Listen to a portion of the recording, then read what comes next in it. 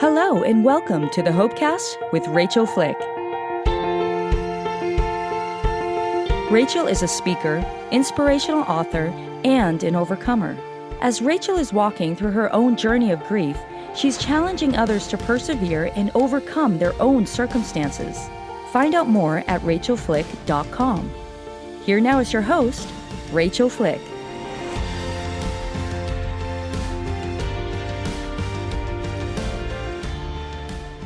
Hi friends, welcome back to part 2 of my episode with Cindy Brinker Simmons.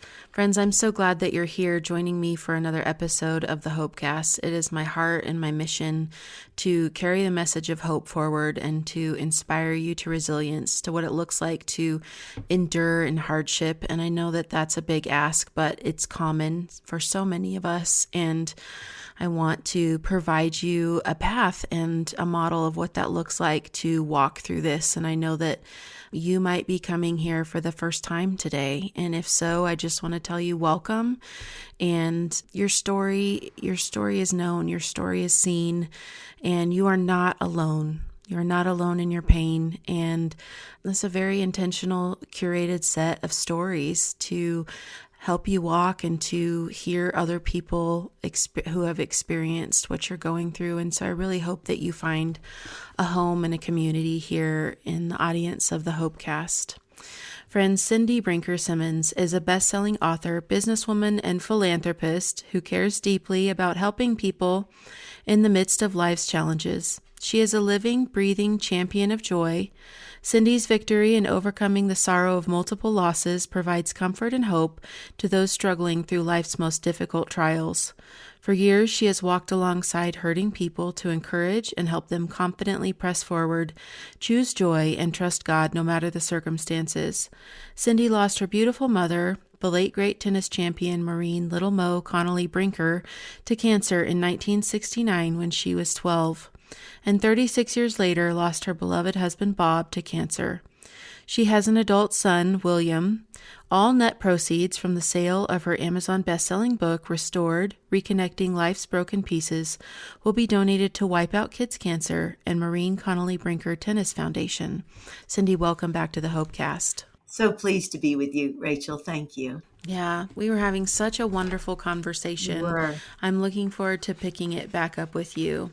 One of the things that we had talked about off the air was the concept of treasures found in darkness, is what I call them. And you have a whole chapter written on that as well, and something that you're passionate about. And I know, like, before I lost Micah, I had this very powerful dream, and it had been a hailstorm, a comet was exploding all over me. And I remember thinking, oh my gosh, this is crazy. It's going to kill me, like seeing the fire falling out of the sky.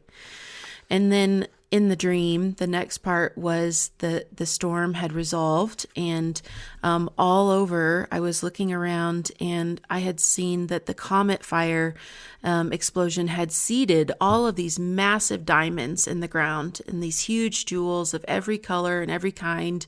And I was going around and I was just picking these suckers out. I mean, they were the size of my forearm in the dream. And I was trying to carry them around in this basket. And I was like, oh my gosh, there's more than I could ever even conceive of here. There's just so much. And then I take them to my friend, who's a dear friend to me, and she looks at them and I could see them through her eyes, and she could see river rocks. I was holding river rocks in her eyes, and I'm looking and I can see magnificent gemstones. And I think, I didn't understand the dream at that time, but when I lost Micah, I understood that the Lord was showing me the beauty and the gifts that he had to offer me that other people would only see as a burden or a heartache, but that between us and the relationship that he was developing in me were precious treasures. So I would love to hear your experience and what you wrote. You said that it's really encouraging and transformative for a lot of people looking at their story through that lens.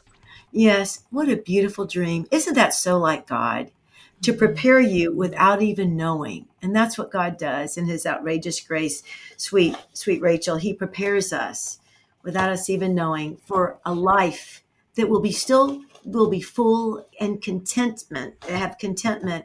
And what's most importantly, it will be a life of purpose and plans that he is using for kingdom work.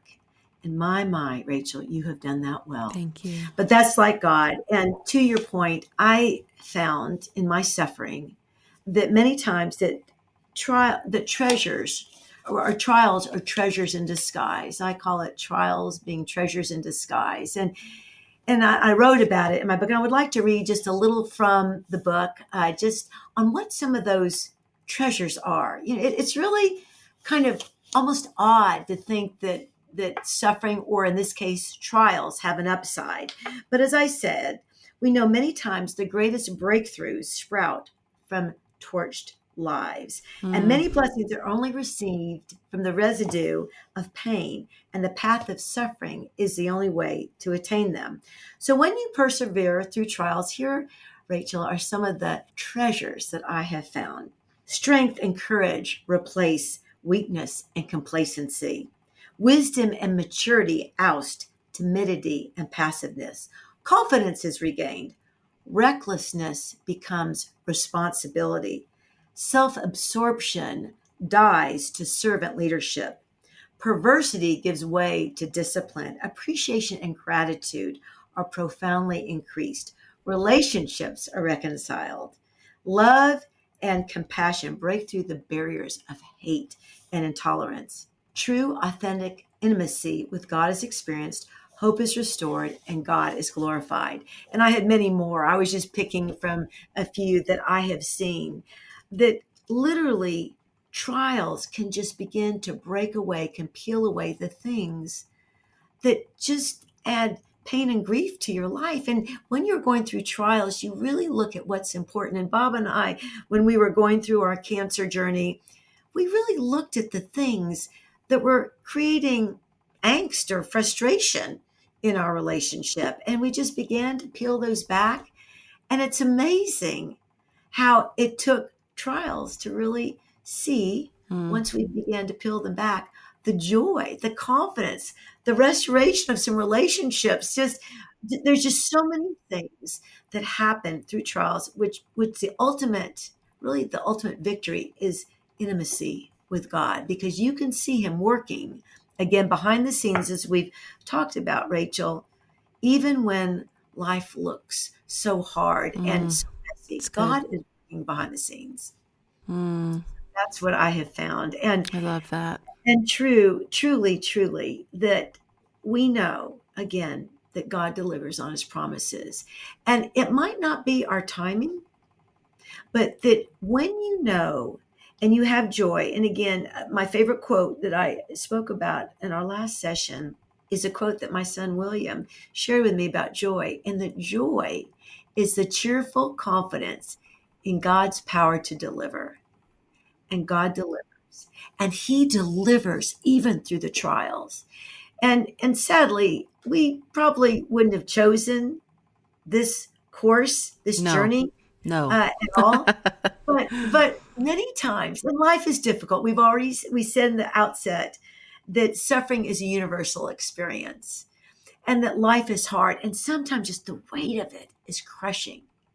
But there are so many times that we see, even in our difficult journeys, that there are positive outcomes that really do bless us, and that we can champion something, or we can overcome something, or we can discover something that really is best for us. Or we can just see how God uses the trials to make us stronger, to show us to be better, and ways to make us just appreciate life better. As in essence, there's a purpose in our suffering. Yeah. And it's a purpose that God uses. And through my suffering, through the losses that I've had in my life, I have been able to be more empathetic. I have put my grief into action. I think that's very important. And I talk about it in my book, that grief is not a new emotion, nor is activism a new phenomenon. But when you marry the two, great healing begins to take place. In other words, Rachel, when you're other focused and not self-focused, healing can take place. And it is important when something happens to just pause, to breathe, to recover, because many times our emotions are frayed. Mm-hmm. And just when when the floor just is dropped from us, we just have to catch our breath, because it's like someone just punched us in the gut. Particularly, it's what I call, and this is what you, sweet sister, experienced, the grief of the unexpected. Mm-hmm. When something just overnight or Mm-hmm. within minutes or without us having anything to do with it just happens, and there is loss. Yeah. Completely unexpected. It's what I call the grief of the unexpected. And then in my loss, our cancer journey was 3 years. It was long. There was a lot of suffering, a lot of pain in it, but it was a different kind of suffering. But a man, I want to share with you, I think that you would really appreciate this, Rachel, is there was a couple, and it was on the front page of the Dallas Morning News in 1986. And it was about a sweet couple, Ed and Lori Bolden, and their son, Alan Bolden. And Alan had just graduated from high school and was about to enter TCU, Texas Christian University. And he was a national swimmer. I mean, an excellent swimmer. And he had a scholarship and could have been potentially an Olympic hopeful. But he worked at a public pool during the summer. And sadly, he was kidnapped one night by some of the people at the public, young thugs really, at the pool, and he was murdered, and his body was found 3 days later. You talk about the grief of the unexpected. I mean, just something that happened without even expecting it. Right. And this is what Mr. Bolden, Ed Bolden, had to say. He said to a slew of media that had been following this story, and he said, "Pain is mandatory, suffering is optional." Pain is mandatory and suffering is optional. What Mr. Bolden was saying is that how we respond to our circumstances, and again, many times we cannot control our circumstances, but we can control our responses to our circumstances. Yeah. How we control and respond will either lead us to be a victor or a victim. And I might reframe that as misery, suffering. Absolutely. I don't know if suffering is optional. I know what he's saying, but I think he's saying wallowing in your sorrow. Right. That's what he's saying. Because what he's saying is pain is mandatory, because suffering is mandatory. But what he was saying is that how we respond to that will either allow us to move on in victory or to stay defeated and wallowing in our misery. And that is defeat. Yeah. Because God hearkens you to move on. God wants you to move on with purpose, because he has a plan and purpose, and will use that misery, will use that suffering. I mean, that's my story. My ministry is a ministry of suffering.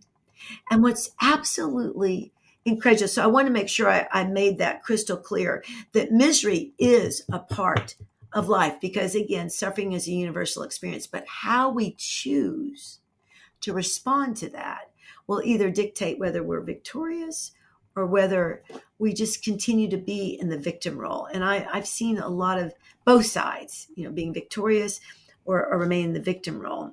So it's just really important to move forward. And what I was going to say, when I was 12 years old, I was seated on a very uncomfortable pew, and I just buried my mom. We talked about that in our last session. That was, Rachel, the darkest day of my life. That day that we buried my mom was the darkest day of my entire life. Of the decades I've lived, the darkest day.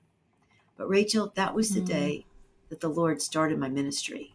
Now, I didn't know it at the time, but my darkest day to me was the day that the Lord was beginning to just, in a very small way, start a ministry that would be 6 decades later today. So what I'm saying is that God's timing and our timing is not aligned. It says that in Isaiah, but that he has a plan and a purpose for each one of us, life is messy. So whether it's things we've done that we might be ashamed of, God can use that, because what God wants us to do is to share our wounds, to show our wounds, and to then, because we're all broken people. We're all broken people. And yet show our wounds, be authentic to how God has rescued us, restored us, redeemed us. One of the presidents of Dallas Theological Seminary, who I greatly respect and actually endorsed my book, said that the very word restored is found, there's 3 words that really encompass the word restored. One is return, one is repair, and one is renew. That God is always, always trying to repair our hearts, renew us, and to return us back to him. Because sin separates us from his plan for us. And so what God tries to do is just to bring us back into a relationship with him. And it's particularly hard, as you've mentioned, when we are in misery. But by trusting in God unleashes hope, which then is the source of joy and peace. And so that's when we can then turn and trust God no matter the circumstances. But it does take trust, and that takes hope, and that takes joy, which it's like a cascading. And that's what we know to be true about the God we serve. He's a God of hope. One of the core pieces you were talking about as a treasure that you have developed, learned, polished, seen refined is the concept of an attitude of forgiveness. Do you want to talk more about that? Yes. Thank you. That's such a great point. Thank you, Rachel. The gospel, the very heart of the gospel is based on forgiveness. I mean, that's why Jesus was born. He was born to die, and he was born to die to forgive a broken humanity. I mean, that was the very purpose of Jesus' birth. And I will say, not with shame at all, but just being totally honest, Rachel. I have an only son. I have one son, William. We've talked about him. I could not sacrifice him for anybody. Now, I could sacrifice myself very happily. And I, many times when Bob was sick, I asked the Lord, when my dad was sick, my dad had an accident and he was comatose for a while. And he, when he was in his coma, I knew he was not at a place that if he died, that he would go to heaven. And so I begged the Lord to take my life and to spare Dad's. And of course, we don't need to do that, but I would easily sacrifice my life, but I could not sacrifice my son, William. And that's what God did. He sacrificed his only son, Jesus, to die for us, and not just for good people. And I mean, there's no such thing as good people, but not just for people who love him, but for people who don't like him. For everybody, he came on earth to sacrifice his life. Jesus came on earth to sacrifice his life. And in God's outrageous grace, to sacrifice Jesus so that by faith that we would receive him as our Lord and Savior. So forgiveness is at the very heart of the gospel. Mm-hmm. And even on a cross, and I did a lot of research about crucifixion, and it is an ugly, torturous disease. As a matter of fact, it is considered to be the most torturous death that mankind has ever created. I've heard that. Yeah. And that was created by the Medo-Persians.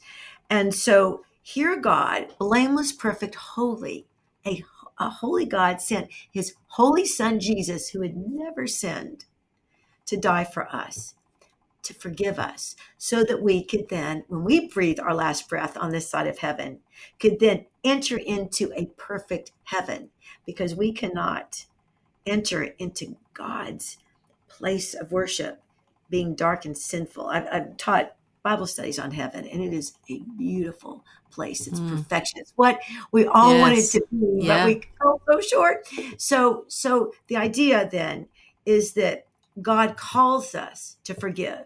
And there are haunting verses in the Bible in Matthew that says, basically, if you don't forgive, this is Jesus saying, if you don't forgive, then my Father in heaven cannot forgive you. We are mandated to forgive others. So we're mandated to forgive others. We're mandated to ask for forgiveness when we have offended a brother, or brother, sister, anybody. We are called to ask for forgiveness. And we are also called to forgive ourselves. And many times, Rachel, forgiving ourselves is the hardest thing in forgiveness, because we feel so ashamed of things we've done. How can God love us? How can we be used by God?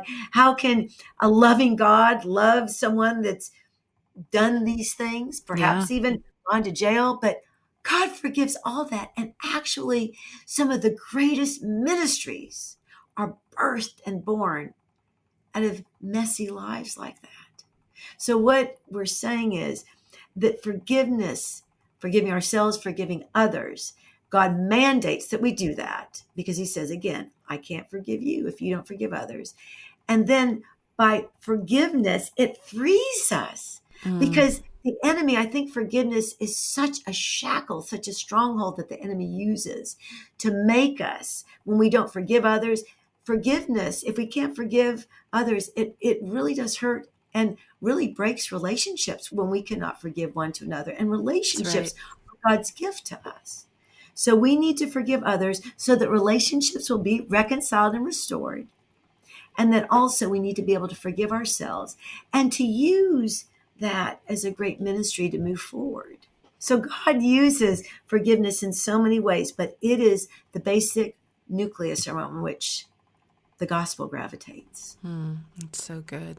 It's so good. You know, one of the things I feel like I have to teach and have a hard time convincing people who haven't had significant loss about is what grief does in uncovering the reality of who we are. I say grief reveals us. It reveals the best and the worst of us. And, you know, I sometimes offhandedly say, like, grief brings out the monsters, you know, in the darkest places of us. And I know in my life, I made some messes in my grief. And they were things that I needed to go back around after a period of time and clean up. And one of the things that you talk about is how to reconcile relationships that have been damaged by grief. And I'd love a framework around the concept of forgiveness, because sometimes we're like, well, you know, what they did hurt me, or they continue to hurt me and nothing's really changed. Like, you haven't had resolution from your grief. And so I know that there's a perspective of looking at forgiveness that can help us kind of choose it, realizing that it doesn't mean that they aren't hurting us, or that we have to go back to the relationship that has an ongoing element of abuse. But how do you teach people to reconcile relationships that have been harmed by loss? Yes, absolutely. Great question. Relationships are a gift from God. I mean, he gives us relationships, and relationships are what just create joy. It creates family. It creates an opportunity to love and to love well. And so we need relationships in our life. And to your point, we do damage relationships.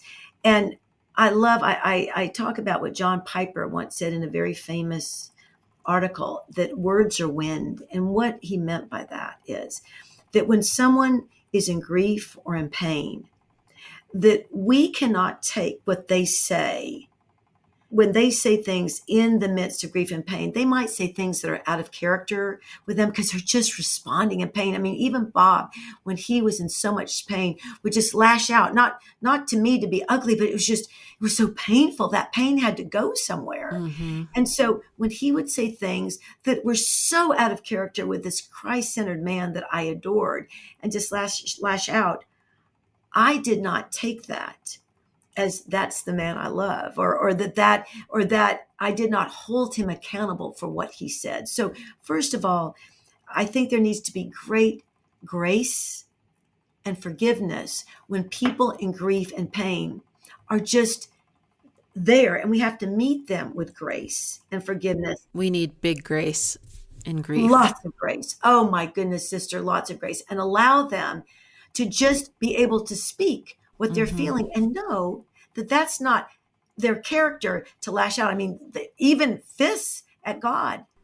God knows our heart, and is not holding someone accountable when they're in grief and angry at him. So I think we as believers need to just give a lot of grace to people in grief and recognize that what they say is not their true character, but it's just their way of just trying to release some of that great pain. Yeah. And that's why just going and sitting with people, friends, when they are in grief, just go and sit. And, you know, compassion does not have to be a high octane word. It can just be, and I had friends that would just come and sit with me. We wouldn't say a word, and we would just hold hands and just cry. And just knowing I had someone right there was so restoring. So I would say that when people are in grief, allow them grace to grieve, and not to judge them. There should be no condemnation, no judging, because grief is a burden. It's a heaviness that can crush the soul. And that Jesus can walk with us. He will lift us up. Again, pain is mandatory, suffering is optional, because with Jesus, we know that we can be victors, that we are victors because we choose joy, because we know that God is with us. And we don't want to be stuck in a pity party. And the only way that can happen is to have friends alongside us, to trust God, and to just know that this too shall pass. And it does. Time is a healer. But we need to have a community of people around us, sweet Rachel, that will walk with us and carry us. Was that your experience? That was certainly mine. Yeah, I think, time alone didn't heal my wounds, but time with healthy community, like you said, and time in purposeful therapeutic time and forgiveness, like purposeful journaling everything out, forgiveness. I had, I call it grief bumper cars, that when you have a common loss, a lot of times the way that somebody else wants to grieve is not the way that you want to grieve, and vice versa. And a lot of times those are in conflict with each other. Yes. And so, I need this for Christmas. Well, I need the exact opposite of that for Christmas. Like I've said a lot of times, if I had my way, I'd go to the beach and just pretend Christmas wasn't even happening. And that's how I would do it. And my kids are like, we want to wake up on Christmas morning with all the magic and the breakfast and all the things, and so I'm not wounded by my children's desire for that, but it's definitely in conflict, right? Like that's what would make them comfortable and feel safe. And so, I just saw so many opportunities with especially family members, when we're all in the closest circle to the loved one that's gone. People would say, well, you're not grieving with us and we want to grieve with you. And I'm like, well, I don't really want to grieve with you. Like I want to grieve by myself, or, things like that. Right. And people took offense to things that I had done, or I took offense to things that they had done. And, really, sometimes there is active harm that's done, like accusations against other people's character. Or I know some people who have, gone to the loved one's home and stolen things out of their closet or out of their house, and that's not uncommon in the grief groups where I hear. Or, there's this battle between the wife, fiance. It's especially hard if there's like kind of a tenuous line of like, well, you weren't actually married. And they'll say, well, that was our brothers. And they go and we want all of that. We want his dogs. We want, just really heartbreaking things to have happen to you when you're in grief. And sometimes hateful things are said, Yes. And just accusations are made. And so Cindy and I have kind of said this in somewhat nice terms, but the reality is that when the monster of grief comes out and it's really big and ugly, there's nothing nice or well packaged around it. It's about as messy as you can imagine. And, some of those relationships I really had to fight for because I believed in the long run, right? God's in the long game. And yes, it's a marathon, not a sprint. That's Exactly. right. And I wanted those people in my future. I didn't really want them in my present, but I wanted them in my future. And so even, healthy boundaries and good conversations were possible, but sometimes just fighting to show up so that there would be a future with them in it. Yeah. And so it's reconciliation for the heart of the griever. I know so many people who feel like, oh, their agency didn't show up for them, right? Or like after the funeral, they were abandoned and no one sat with them. And so those are pretty big wounds that people have to handle. And then there's also the things the griever does to their circle and to their friends and family, and they need to be having the buckets of grace also, and having people circle back to them and willing to reconcile when that time comes. And it might not be immediately, it might take a few years, right. And that's okay. That's right. And that's where time, I think, can be a leveler. And there can be, to your absolute true point. There can be some forgiveness that needs to be stated on either side, but to the one who is suffering, we all need to extend massive grace. Because again, many times, as John Piper said, words are said that are out of character just because they're suffering. But if there is, the question you brought up too, if there is some breach in that relationship during that time for whatever reason, that does need to be addressed. And that does, with time, once the person who has lost, because Bob is in heaven and your Micah is in heaven, and they are just in glory. Yep, they're in good. glory right now. But for the ones left behind, we're the ones that are sad, and we're the ones that are suffering because we miss those beloved people in our lives. But if something was said accidentally, and again, out of character when we were grieving, then we do need to your point, we do need to go back and reconcile that relationship. I really believe that, and it's scriptural, that relationships need to be reconciled, that God is a God of harmony. He's a God of unity, and he wants relationships reconciled. So at some point, that if we've, as the one who's lost, has said some things that for some reason were taken out of context or in context, accidentally, out honestly, of context. The operative word is out of context, because again, when you're grieving, there needs to be a lot of grace given. Yeah. But if there's been some misunderstanding, that does need to be reconciled. And so it could be a year, it could be however much time. Relationships are God's gift, and relationships do need to be reconciled, because that's really what God uses, is people to love one another, and people to carry one another, and people to encourage one another, because it says how encouragement is just life to the bones. Yeah. So that's important. But also it's important because we saw, and I don't know if you saw this with your sweet Micah's passing, but some of my dearest friends didn't show up. And it wasn't that they didn't love me or love our family. It's just they were grieving too. So I also have a chapter about how to show compassion, because many times you don't know what to say. I mean, there is nothing that anybody could have said. That's right. Rachel, that could have brought your Micah back to life or my Bob back to life. There's no words of encouragement, sweetness, strength. A pastor couldn't have said a sermon that would have brought our beloveds back to life. That's right. But what can be done is to show up again, sit with the person grieving, or in many cases, assign yourself to do something. I love to talk about, and I just saw my dear friend last night, when Bob had his chemo, it was very, very toxic. And so he would have to have blood transfusions after every chemo treatment. And most of the time we could get the transfusions right after his chemo, and we'd get home in a decent hour. But there was one night that there were a lot of delays, and I had taken William, because we spent a lot of time together as a family. When William was out of school, after he came home from school, we just spent time as a family, either at the hospitals or going through these treatments and together.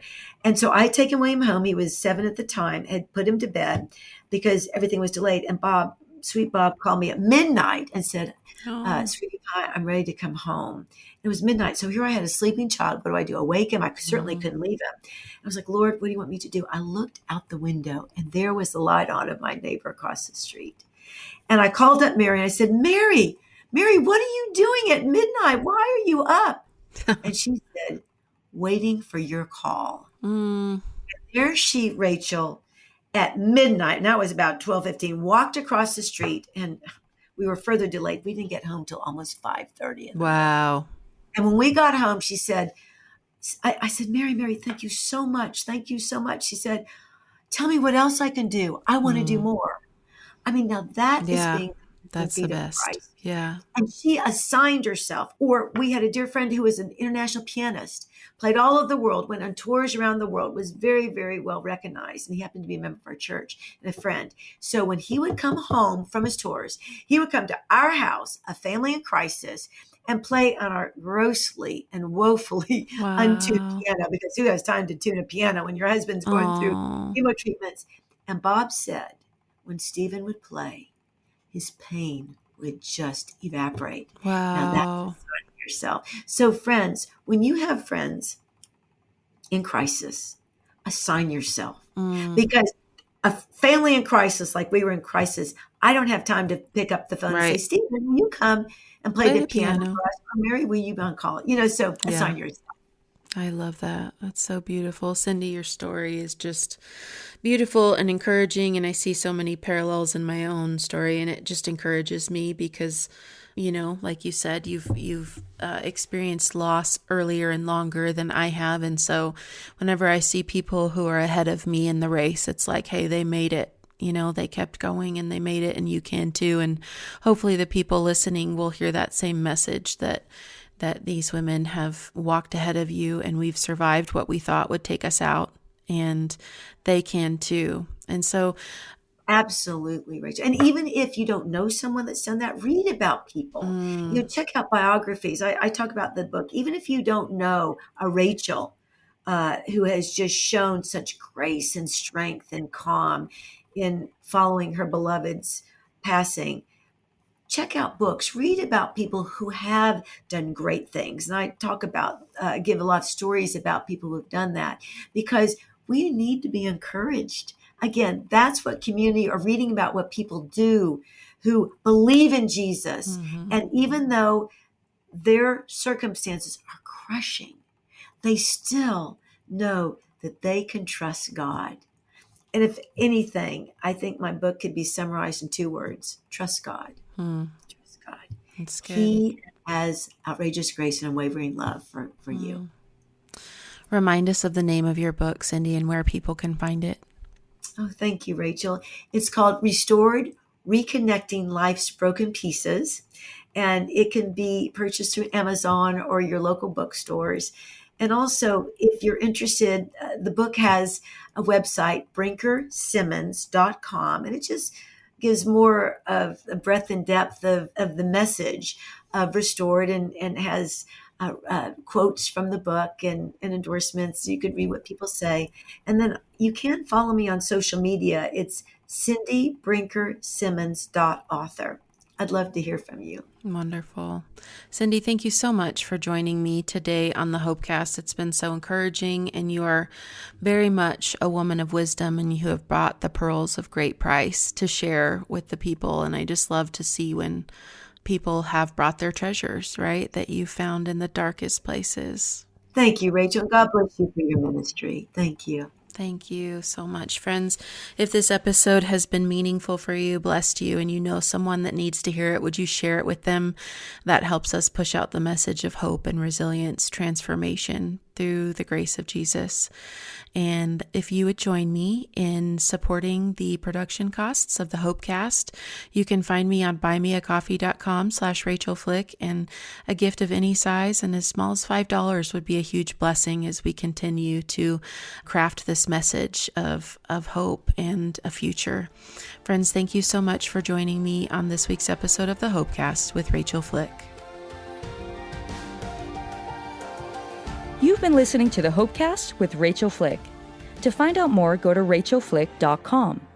While you're there, you can book Rachael for your next speaking engagement. Her inspiring message will be sure to engage and touch the heart of your audience at your next conference, church event, or business function. Go to rachelflick.com to book her today. While you're online, you can discover more information about all of the platforms that this podcast is on. Also, be sure to click on the social media icons at the top of the page, and you will be directed to Rachel's social media sites. If you listen to the show on Apple Podcasts, we would appreciate if you would subscribe and leave us a review. Well, that's all the time we have for this episode. Thanks for joining us, and we will see you next time for another edition of the Hopecast with Rachael Flick.